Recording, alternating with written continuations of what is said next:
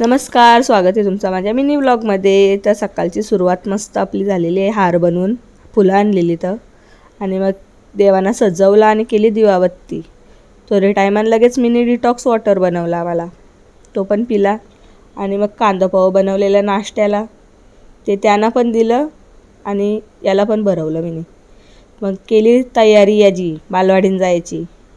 तर आज ते बोलताना मी नेतं, तर मग त्यावेळी नेला याला बालवाडीन आणि सोडला तिकडं. मी कपडं धुवून घेतलं. मग तर पावसाचा काही खरा नव्हता बाई, नुसताच. नंतर मग आला बालवाडीतनं, त्याला खाऊ भेटलेला, तो खाईत होता. नुसतं सांगत होता मस्त लागतं.